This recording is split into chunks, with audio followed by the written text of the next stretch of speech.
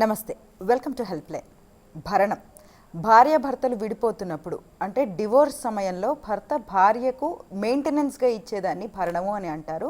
నెల నెల ఇవ్వవచ్చు, లేదంటే వన్ టైం సెటిల్మెంట్ ఒకేసారి ఇచ్చేయవచ్చు. రీసెంట్గా ఛత్తీస్గఢ్ హైకోర్టు కీలక వ్యాఖ్యలు చేసింది ఒక డివోర్స్ కేసు జడ్జిమెంట్ సందర్భంగా. సో వివాహేతర సంబంధం, భార్య వివాహేతర సంబంధం కారణంగా ఈ యొక్క డివోర్స్ కారణం అయినప్పుడు భర్త భార్యకు భరణం ఇవ్వాల్సిన అవసరం లేదు, అంటే భార్య భరణానికి అనర్హురాలు అంటూ తీర్పునివ్వడం అయితే జరిగింది. ఈరోజు దాని గురించి మాట్లాడుకుందాం, అలాగే భరణం గురించి మరిన్ని విషయాలు అవేర్నెస్ తెలుసుకుందాం, అసలు ఏంటి అనేది. అదేవిధంగా ఎవరైనా బాధితులు లేదంటే చట్టాల గురించి అవగాహన తెలుసుకోవాలి అని అనుకున్న వాళ్ళు ఎవరైనా సరే స్క్రీన్ పైన కనిపిస్తున్న లైవ్ నెంబర్స్కి కాల్ చేయవచ్చు, మన అడ్వకేట్స్తో మాట్లాడవచ్చు, హెల్ప్ తీసుకోవచ్చు. ఈరోజు భరణం గురించి అవేర్నెస్ మనకు తెలియచేయడానికి మనతో పాటు స్టూడియోలో సిద్ధంగా ఉన్నారు హైకోర్టు సీనియర్ అడ్వకేట్ ఈ పార్వతి గారు. వారితో మాట్లాడదాం. నమస్తే మ్యామ్. నమస్తే అమ్మా. ఇప్పుడే నేను తెలియజేశాను ఛత్తీస్గఢ్ హైకోర్టు జడ్జిమెంట్ గురించి రీసెంట్గా వచ్చింది. దీని గురించి ఒకసారి తెలియజేస్తారా? అసలు ఎందుకు భరణం ఇవ్వద్దు అన్నారు, ఏం జరిగింది? ఓకే, జనరల్గా అమ్మ మహిళలకు భరణం ఇవ్వాలి. భరణానికి సంబంధించి మనకు అనేక చట్టాలు కూడా ఉన్నాయన్నమాట. ఒకే చట్టం కాదు, ఒక 2-3 చట్టాలు ఉన్నాయి. మెయింటెనెన్స్ పొందాలి అంటే ఏ చట్టాన్ని ఆశ్రయించాలని ఉంది. సరే, ఇప్పుడు మీరు చెప్పినటువంటి జడ్జిమెంట్లో జరిగింది ఏంటంటే, ఒక భర్త తనకు విడాకులు కావాలని కోర్టును ఆశ్రయించాడు. విడాకులు కావాలని ఆశ్రయించినప్పుడు అనేక రకాల కారణాలు చూపించాల్సి వస్తుంది. అతను చూపించినటువంటి కారణం ఏంటంటే, భార్యకు తన సొంత తమ్ముడితో అక్రమ సంబంధం ఉన్నది, అంటే ఇతని భర్త తమ్ముడితో, మరిదితో అన్నమాట, అక్రమ సంబంధం ఉన్నది. కాబట్టి నేను మనోవేదనకు గురవుతున్నాను, క్రూయల్టీ గ్రౌండ్ కింద నా భార్యకు అక్రమ సంబంధం అంటే వివాహేతర సంబంధం ఉన్న కారణంగా నాకు విడాకులు ఇవ్వండి అని అడిగారు. కోర్టు వాళ్ళు క్షుణ్ణంగా విచారించి నిజంగానే ఈ అమ్మాయికి వివాహేతర సంబంధం ఉన్నది, అది క్రూయల్టీ గ్రౌండ్ క్రిందికి వస్తుందని చెప్పేసి భర్తకు విడాకులు జారీ చేయడం జరిగింది. తర్వాత ఆవిడ మెయింటెనెన్స్ కేసు కూడా వేసుకున్నారనమాట. ఆ మెయింటెనెన్స్ కేసులో సర్టన్ అమౌంట్ ఆఫ్ మనీ మెయింటెనెన్స్గా గ్రాంట్ చేయండి అని చెప్పేసి ఆర్డర్ ఇవ్వడం జరిగింది. దానిని భర్త హైకోర్టులో ఛాలెంజ్ చేశారు, ఛత్తీస్గఢ్ హైకోర్టులో ఛాలెంజ్ చేశారు. ఫ్యామిలీ కోర్టు నుంచి హైకోర్టుకి వెళ్ళింది అనమాట. ఏమని అడిగారంటే, ఈవిడకు ఫలానా కారణం వల్ల విడాకులు తీసుకున్నది, ఆ కారణం వల్ల విడాకులు తీసుకున్న భార్య ఇందాక మీరు అన్నట్లు భరణానికి అనర్హురాలు అని చెప్పేసి హైకోర్టును ఆశ్రయించారు. హైకోర్టు వారు కూడా దీంతో ఏకీభవించి ఆవిడకు భరణం ఇవ్వడానికి వీల్లేదని చెప్పేసి ఆవిడకు గ్రాంట్ చేసిన భరణాన్ని కొట్టివేయడం జరిగిందనమాట. అది ఛత్తీస్గఢ్ హైకోర్టు యొక్క జడ్జిమెంట్. ఓకే మ్యామ్, అసలు భరణం ఏ సిచ్యువేషన్స్లో ఇవ్వరు అనే దాన్ని మనం మొదలు పెట్టే ముందు అసలు భరణం ఏ సిచ్యువేషన్స్లో ఇస్తారు, ఎప్పుడు ఏ విధంగా ఫైల్ చేసుకోవాలి భరణానికి?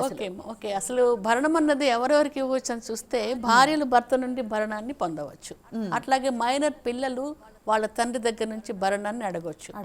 అట్లాగే వృద్ధులైన తల్లిదండ్రులు వాళ్ళ కొడుకుల దగ్గర నుంచి భరణాన్ని అడగవచ్చు. కాకపోతే కండిషన్స్ ఏంటంటే, తమకు తాము పోషించుకోలేనటువంటి పరిస్థితుల్లో ఉన్నటువంటి నిస్సహాయులైన భార్యలు, చిన్న వయసులో ఉండేటటువంటి పిల్లలు, వృద్ధులైపోయి ఏ రకమైన సంపాదన లేకుండా కేవలం పిల్లలపైనే, కొడుకులపైన ఆధారపడినటువంటి, ఇక్కడ కొడుకులు కాదండి, కూతుర్ల నుండి కూడా అమ్మ నాన్న భరణం అడగొచ్చు అనమాట. చిల్డ్రన్ దగ్గర నుంచి భరణాన్ని అడగొచ్చు అని చెప్పడం జరిగింది.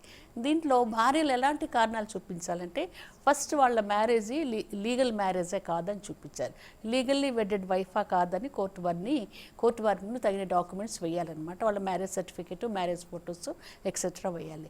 తర్వాత నా భర్త నన్ను కావాలని విల్ఫుల్గా, వాంటెన్గా నన్ను నెగ్లెక్ట్ చేశాడు, మెయింటెనెన్స్ చేయకుండా, నేను స్టార్వింగ్ పొజిషన్లో ఉన్నాను, నాకు ఏ రకమైన ఆధారం లేదని కోర్టు వారిని ఆశ్రయించినప్పుడు కోర్టు వారు ఆ కేసును విచారించి భార్యకు ఎంతో కొంత భరణాన్ని శాంక్షన్ చేసేటటువంటి అవకాశం ఉంది. ఇక మైనర్ పిల్లలు ఉంటారు కదమ్మా, మైనర్ పిల్లల తరఫున కూడా తల్లులే కేసు వేయచ్చు మెయింటెనెన్స్ గురించి. మైనర్ పిల్లలు కూడా మెయింటెనెన్స్ ఇస్తారు. వృద్ధులైన అమ్మా నాన్న అని చెప్పుకున్నాం కదా, వాళ్ళకు కూడా మరి ఈ వయసులో వాళ్ళని ఎవరు ఆదరిస్తారని చెప్పేసి పిల్లల దగ్గర నుంచి మెయింటెనెన్స్ వచ్చేలాగా కోర్ట్స్ ఆర్డర్స్ ఇచ్చే అవకాశం ఉంటుంది. దీనికి మనకు ఉండేటటువంటి చట్టాలు ఏంటంటే, ఒకటి డొమెస్టిక్ వైలెన్స్ యాక్ట్ ద్వారా భరణాన్ని, మెయింటెనెన్స్ను పొందవచ్చు. 2 Hindu adoptions and maintenance act అని ఒకటి ఉన్నది, ఆ చట్టం ద్వారా మెయింటెనెన్స్ పొందవచ్చు. అట్లాగే సెక్షన్ 125 సిఆర్పిసి ప్రకారం మెయింటెనెన్స్ పొందవచ్చు. ఈ ఛత్తీస్గఢ్ హైకోర్టు వాళ్ళు ఇచ్చిన జడ్జిమెంటు సెక్షన్ 125 సిఆర్పిసిని అనుసరించి ఇచ్చినటువంటి జడ్జిమెంట్ అనమాట.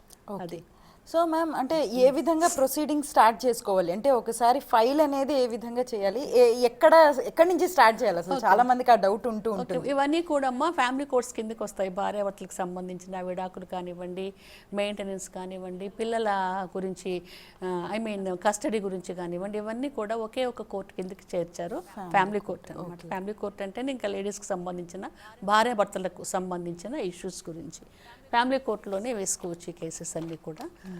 మీరు అన్నట్లు ఇంకా మరి మెయింటెనెన్స్ వేసుకోవాలంటే ముందు కట్టుకున్న భార్యను అని నిరూపించుకోవాలి. తర్వాత ఏమో అతని సంపాదన ఎంత ఉందో కోర్టు వారి ముందు పెట్టాలి. జీతభత్యాలు కానివ్వండి, ఉద్యోగ వివరాలు కానివ్వండి, ఆస్తిపాస్తులు కానివ్వండి పెట్టాలి. ఈవిడ క్వాలిఫికేషన్ ఏంటి, అతని క్వాలిఫికేషన్ ఏంటి, అతని ఎర్నింగ్ కెపాసిటీ ఏంటి, ఈవిడ ఎర్నింగ్ కెపాసిటీ ఏంటి అని చెప్పేసి పెట్టాలి. ఎందుకు భర్త ఆవిడను వదిలిపెట్టాడు అని కారణాలు రాయాలి, లేదా ఎందుకు ఆవిడ వేరేగా ఉంటుందని కారణం రాయాలి. జనరల్గా కొట్టి ఇంట్లో నుంచి బయటికి పంపించిన కేసులు మనం ఎక్కువగా చూస్తున్నాం. భార్యను గెంటి వేసినటువంటి కేసులు ఎక్కువగా మనం చూస్తున్నాం అనమాట. ఈ కారణాలన్నీ చెప్పి కోర్టు వారి ముందు తగినటువంటి సాక్ష్యాధారాలు సమర్పించినప్పుడు, అంటే భర్త యొక్క ఇక్కడే మనకు చాలా కష్టం అవుతుందండి. భర్త ఆదాయం కోర్టు వారికి చూపించినప్పుడు మాత్రమే కోర్టు వాళ్ళు తగినటువంటి అమౌంట్లో మెయింటెనెన్స్ మనకు ఆడవాళ్లకు గ్రాంట్ చేసే అవకాశం ఉంటుందన్నమాట. ఏదో వేగ్గా ఉద్యోగం చేస్తున్నాడంటే కుదరదు. ఆ ఉద్యోగం ఎక్కడ చేస్తున్నాడు, అతని శాలరీ సర్టిఫికేట్ ఏంటి, పే స్లిప్స్ ఏంటి, ఇవన్నీ కూడా తీసుకొని రావాలి. మరి అదృష్టం బాగుండి గవర్నమెంట్ ఉద్యోగస్తులైన భర్త నుండి మెయింటెనెన్స్ అడిగితే మాత్రం దాన్ని అతను దాటవేసే ప్రయత్నం లేదు. ఈ వ్యాపారం చేసుకుంటుంటారు, తర్వాత ఇతర వేరే వృత్తులు చేసుకుంటునే వాళ్ళకైతే అతని సంపాదన కోర్టు వారి దృష్టికి తీసుకురావడం చాలా కష్టమైపోతుంది అనమాట. వ్యాపారం అంటే నాకు నష్టం వస్తుంది అని చెప్తాడు, ఏదో చిన్న చిన్న ప్రైవేట్ జాబ్స్ అంటే నాకు ఉద్యోగం పోయింది అని చెప్తాడు, లేదా కావాలని ఉద్యోగానికి రిజిగ్నేషన్ కూడా ఇచ్చే మహాత్ములు కూడా ఉన్నారనమాట. కాబట్టి మెయింటెనెన్స్ కేసులు విచారించేటప్పుడు కోర్టు వాళ్ళు క్షుణ్ణంగా చూస్తారు. ఇవన్నీ కూడా ఒకవేళ నాకు ఉద్యోగం లేదు, వ్యాపారంలో నష్టం వచ్చిందని అబద్ధాలు చెప్పినా కూడా అతనికి అంతకుముందు ఎర్నింగ్ కెపాసిటీస్ ఎంత ఉంది, కావాలని ఉద్యోగం మానేశాడా, కావాలని కోర్టు వారి దృష్టి నుంచి మరలిస్తున్నాడా, లేదా ఎడ్యుకేషనల్ క్వాలిఫికేషన్స్ కూడా ఉంటాయండి. కొంతమంది ఎడ్యుకేషనల్ క్వాలిఫికేషన్స్ హైగా ఉంటాయి కాబట్టి ఇతడు ఉద్యోగం చేసి సంపాదించే కెపాసిటీ ఉన్నది అని కోర్టు వారు నిర్ధారించుకొని మెయింటెనెన్స్ ఎంత ఇవ్వాలని చెప్పేసి ఆలోచించి మెయింటెనెన్స్ జనరల్కి ఎక్కువగానే మెయింటెనెన్స్ గ్రాంట్ చేస్తున్నారు. బై ది వే మేడం, ఇంకొకటి మరి ఈ అమ్మాయి కెపాసిటీ ఏంటి అని కూడా ఆలోచిస్తారు. చాలామంది బాగా భర్త కన్నా కూడా పెద్ద ఎత్తున డబ్బులు సంపాదిస్తూ కూడా, భర్త కన్నా సొంతంగా పుట్టింటి నుంచి తెచ్చుకున్న ఆస్తిపాస్తులు ఉన్నా కూడా కొన్ని సందర్భాల్లో భర్తలను వేధించాలని చెప్పేసి మెయింటెనెన్స్ కేసులు వేస్తున్నారనమాట. అలాంటప్పుడు అమ్మాయి యొక్క ఫినాన్షియల్ కెపాసిటీని, ఫినాన్షియల్ స్టేటస్ని కూడా కోర్టు వారు పరిశీలించి తగిన మొత్తంలో వాళ్ళకి భరణాన్ని గ్రాంట్ చేసే అవకాశం ఉంటుంది. ఇప్పుడు ఎగ్జాక్ట్లీ అదే అడుగుదాం అనుకుంటున్నా. అంటే ఇద్దరు వర్కింగ్ అయినప్పుడు ఖచ్చితంగా అంటే ఇద్దరిలో ఎవరు ఎక్కువ డబ్బులు ఎర్న్ చేస్తున్నారో వాళ్ళు ఇస్తారా, లేకపోతే ఏ విధంగా ఉంటుంది? అట్లా కాదండి. జనరల్గా ఎర్నింగ్ కెపాసిటీస్ హస్బెండ్స్కి ఎక్కువ ఉంటాయి నాకు తెలిసినంత వరకు. ఇంకా కొన్ని ఎక్సెప్షనల్ కేసులో భార్యకి ఎర్నింగ్ కెపాసిటీ ఎక్కువగా ఉంటుంది అనమాట. ఉన్నప్పుడు ఒకవేళ భార్య తన సంపాదనతో తను గౌరవప్రదంగా సమాజంలో జీవించగలదు అనుకున్నప్పుడు, అమ్మ నీకు మెయింటెనెన్స్ అక్కర్లేదు, నీకు చదువు ఉన్నది, ఉద్యోగం ఉన్నది, ఇల్లు ఉన్నాయి అని, ఎందుకంటే తగిన సాక్ష్యాధారాలు భర్త ప్రవేశపెట్టినప్పుడు మాత్రమే గుర్తుపెట్టుకోవాలి. అలాంటప్పుడు అక్కర్లేదని డిస్మిస్ కూడా చేయొచ్చు. ఆ పిటిషన్, భార్య అడిగిన పిటిషన్ డిస్మిస్ చేయొచ్చు అనమాట. అంటే ఇంకా అక్కర్లేదు మెయింటెనెన్స్ అని చెప్పేసేసి. అలా కాకుండా ఈవిడ కూడా చిన్నా చితగా ఉద్యోగం చేస్తూ సంపాదించే స్టేజ్లో ఉన్నప్పటికీ కూడా ఆవిడ కూడా స్టేటస్గా నివసించడానికి, జీవించడానికి ఆ డబ్బు సరిపోదని భావించినప్పుడు, అంటే భర్త చక్కగా లగ్జరీస్ లైఫ్ లీడ్ చేస్తూ భార్యకు అలాంటి కెపాసిటీస్ లేవు, అతనితో సమానంగా ఈవిడ జీవన విధానం కూడా ఉండాలి అని భావించినప్పుడు ఆమె ఉద్యోగం చేస్తున్నా కూడా ఇద్దరి ఆదాయాలను పరిశీలించి మెయింటెనెన్స్ కూడా గ్రాంట్ చేస్తున్నారు. ఓకే మ్యామ్, మగవారు కూడా కోర్టుకు వెళ్ళి మాకు భరణం కావాలి భార్య నుంచి అని అడగవచ్చా మ్యామ్? తప్పకుండా అడగవచ్చు. కొన్ని కేసులు అడుగుతున్నారు, కాకపోతే చాలా తక్కువ కేసెస్లు అడుగుతున్నారమ్మా. ఎలాంటి కేసెస్లు అడుగుతున్నారంటే, భర్త టోటల్గా బెడ్ రిడన్ పేషెంట్ అయినప్పుడు, అంటే దీర్ఘకాలిక వ్యాధి బారిన పడి మంచంలో ఉండి లేవలేని పరిస్థితుల్లో ఉన్నప్పుడు, అలాంటి భర్తను భార్య నిర్లక్ష్యం చేసినప్పుడు, చూడకుండా, పట్టించుకోకుండా, మెడిసిన్స్ ఇప్పించకుండా, మంచి ఆహారం పెట్టకుండా, అటెండర్స్ అంటే అంత కెపాసిటీస్ లేవు, అతన్ని పట్టించుకోకుండా, బాగోగులు చూడకుండా ఉంటే, నన్ను నా భార్య ఇంత సంపాదిస్తుంది, నేను సంపాదన పరుని కాదు, టోటల్గా నేనేమి పని చేయలేను, కాబట్టి నాకు మెయింటెనెన్స్ ఇప్పించండి, దాని ద్వారా నేను వేరే వాళ్ళ ద్వారా అయినా బతుకుతానని చెప్పేసి అడిగే అవకాశాలు ఉన్నాయి. కాకుంటే ఇది చాలా రేర్ కేసెస్ అన్నమాట. దీంట్లో కూడా చాలా విషయాలు పొందుపరచడం జరిగింది మన చట్టాలలో. ఇంకా టోటల్గా ఏమీ చేయకుండా ఇంట్లో ఒక జీవశవంలాగా పడి ఉండేటటువంటి వాళ్ళకు మాత్రం ఇది వర్తిస్తుంది. జనరల్గా మగవాళ్ళు ఎవరు కూడా మెయింటెనెన్స్ అడగట్లేదు, భార్యను పోషించకుండా ఎగ్గొడుతూనే చాలని చెప్పేసి అనుకుంటున్నారు అనమాట. ఓకే, అది ఓకే. సో మ్యామ్, ఇద్దరు భార్య భర్త డివోర్స్కి వెళ్ళారు, భరణాన్ని భార్య అడిగింది. ఏ సిచ్యువేషన్స్లో ఇప్పుడు మనం మాట్లాడుకున్న ఈ కేసు లాగానే ఎప్పుడు ఏ సిచ్యువేషన్స్లో భరణం అనేది రాదు భార్యకి? యా మంచి క్వశ్చన్ అడిగారంటే, అందరు చాలా మంది కూడా దీనికి అవేర్నెస్ లేకపోవచ్చు. సెక్షన్ 125 సిఆర్పిసిలో క్లియర్గా చెప్పారు. 125 సిఆర్పిసి క్లాస్ 4లో చెప్పడం జరిగిందనమాట. ఏమని అన్నారంటే, ఒక మహిళ భర్త నుండి భరణాన్ని అడిగినప్పుడు కొన్ని అనర్హతలు ఉన్నాయి, కొన్ని సందర్భాల్లో భరణం ఇవ్వడానికి వీలు లేదని చెప్పడం జరిగింది. ఏ సందర్భాలంటే, ఏ కారణము లేకుండా భర్తను వదిలిపెట్టేసి వేరే ఉన్నప్పుడు, ఏ కారణం లేకుండా భర్త కంపెనీలో ఉండకుండా ఆవిడ వేరే నివసిస్తూ ఉన్నప్పుడు మెయింటెనెన్స్ ఇవ్వడానికి కుదరదు అని చెప్పారు. తర్వాత ఆవిడ అడల్ట్రస్ లైఫ్ లీడ్ చేస్తున్నప్పుడు, ఇంకా అడల్ట్రస్ లైఫ్ అంటే అందరికీ తెలుసు, ఇప్పుడు ఆ మాటను తీసివేశారు, ఆ మాట అనకుండా ఎక్స్ట్రా మ్యారిటల్ రిలేషన్స్ అని అంటున్నారనమాట. ఆవిడకి ఎక్స్ట్రా మ్యారిటల్ రిలేషన్స్ ఉన్నప్పుడు, లేదా కొంతమంది కన్సెంట్ ఇద్దరు కూడా ఒప్పుకొని భార్యాభర్తలు కన్సెంట్ డైవర్స్ తీసుకుని ఆవిడ మళ్ళా విడిగా ఉండి మళ్ళీ మెయింటెనెన్స్ కావాలని చెప్పేసి అడిగినప్పుడు, అంటే ఇష్టప్రకారమే విడిపోయి ఇష్టప్రకారమే వేరువేరుగా జీవిస్తూ మరలా భర్తను మెయింటెనెన్స్ అడిగినప్పుడు ఈ సందర్భాల్లో భార్యకు మెయింటెనెన్స్ ఇవ్వడానికి వీల్లేదు, భార్య అనర్హురాలు మెయింటెనెన్స్ అని చెప్పడం జరిగింది. ఇప్పుడు మీరు చెప్పిన ఛత్తీస్గఢ్ కోర్టులో ఎక్స్ట్రా మ్యారిటల్ రిలేషన్ ఉంది కాబట్టి ఆవిడకు భరణం ఇవ్వనక్కరలేదు అన్నారు. పైగా కోర్టు వారికి దొరికిన ఇంకొక గట్టి పాయింట్ ఏంటంటే, ఆ కారణం వలననే ఆ భర్తకు కోర్టు వాళ్ళు విడాకులు మంజూరు చేశారు. ఈ కేసులో మంజూరు చేశారు కాబట్టి ప్రూవ్ అవుతేనే విడాకులు మంజూరు చేశారు కదమ్మా. ఎక్స్ట్రా రిలేషన్ ఉందని ప్రూవ్ అయిన కారణంగానే విడాకులు ఇచ్చారు కాబట్టి బలమైన ఆధారం దొరికింది మెయింటెనెన్స్ కు అనర్హురాలుగా నిర్ణయించడానికి. ఇదన్నమాట. మ్యామ్, మీరు ఇప్పుడు ఒక మాట అన్నారు కదా, ఒక థర్డ్ పాయింట్, ఒకటి పరస్పరం అంగీకారంతో డివోర్స్ తీసుకుంటే, మరి పరస్పరం అంగీకారం అంటే వాళ్ళ మధ్యలో కూడా ఏదన్నా అబ్యూస్ కానీ ఇట్లాంటివి వచ్చి డివోర్స్ తీసుకున్నప్పుడు ఫీమేల్కి ఏదన్నా డబ్బులు లేని ఎర్నింగ్ ఈ సిచ్యువేషన్ లేనప్పుడు కూడా భరణం అనే సిచ్యువేషన్, ఇప్పుడు మీరు అన్నది మీకు అర్థం? కొన్ని ఎగ్జాంపుల్స్ చెప్తానమ్మా మీకు. జనరల్గా కన్సెంట్ డైవర్స్ అని చెప్పేసి మనం అర్థం చేసుకొని పరస్పర అంగీకారంతో విడాకులు తీసుకోవడం. చాలా కేసెస్లో కొంతమంది మహిళలకు అసలు ఆ భర్త దగ్గర నుంచి విడిపోవాలని చెప్పేసి ఉంటుందన్నమాట. నాకు భరణం వద్దు, ఏమొద్దు, ఆయన దగ్గర నుంచి నేను వేరే వెళ్తే నా బతుకు నేను బతుకుతా అనుకున్న కేసుల్లో ఏమీ అడగట్లేదు. చాలా మందికి గొప్ప ఆత్మాభిమానం కలిగినటువంటి స్త్రీలు కూడా ఉన్నారు. నాకు అక్కర్లేదు, విడాకులు వస్తే చాలు, ఆ బాధ నేను భరించలేను అనుకుని విడిపోతున్నారు. కొంతమంది ఏమో మరి మేము జీవించాలి కదా, నా లైఫ్ స్పాయిల్ అయిపోయింది కదా, నాకు కాస్త భరణాన్ని ఇవ్వండి, అప్పుడు సజావుగా విడాకులు ఇస్తాను, ఎలాంటి ఎలిగేషన్స్ పెట్టకుండా అంటారనమాట. ఓకే, అలిగేషన్స్ ఏమి ఉండవు కన్సెంట్ డైవర్స్లో. మేమిద్దరం మ్యారేజ్ చేసుకున్నాం, మాకు సరిపడట్లేదు, పెద్దలు మా మధ్య సయోధ్య కుదిర్చే ప్రయత్నం చేశారు, అయినా అవన్నీ ఫెయిల్యూర్ అయినాయి, కాబట్టి మేమిద్దరం ఒక కప్పు కింద నివసించలేమని చెప్పేసి తీసుకుంటారు. దాంట్లో ఇరువురు కూడా మాట్లాడుకొని ఇవ్వదగినంత పర్మనెంట్ ఎలిమనీ అంటారు దీన్ని, శాశ్వత మనోవర్తి తీసుకొని అప్పుడు కన్సెంట్ డైవర్స్ ఇస్తారనమాట. ఇంకా కొన్ని కేసెస్లో కొంతమందికి సరిపడక వేరే వేరే ఉంటుంటారు.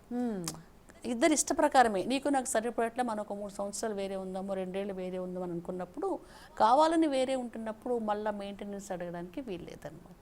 అది మ్యామ్, ఇంకొక ప్రశ్న భరణం గురించి. ఇప్పుడు భార్యలు కనుక మళ్ళీ డివోర్స్ తర్వాత పోస్ట్ డివోర్స్ వేరే వాళ్ళని పెళ్లి చేసుకుంటే వాళ్ళకి వీళ్ళు మళ్ళీ భరణం ఇవ్వాల్సిన అవసరం ఉందా ఈ మాజీ భర్త? ఎస్, గుడ్ క్వశ్చన్ అడిగారండి. అది లేదండి, ఎందుకంటే ఈ భరణం అన్నది ఒకవేళ భార్యాభర్తలు విడిపోయిన తర్వాత కూడా భరణం కొన్ని కేసులు శాంక్షన్ అవుతుంది. అది భరణం అట్లా జరుగుతూనే ఉంటుంది. ఈ లోపల వాళ్ళు పాపము విడాకులు తీసుకొని మళ్ళీ పెళ్లి చేసుకోకుండా ఎవ్వరూ నవేడేస్ ఉండట్లేదు. మళ్ళీ మ్యారేజ్ చేసుకుంటే అంతటితో ఆ భరణం ఆగిపోతుంది, ఇవ్వక్కర్లేదన్నమాట.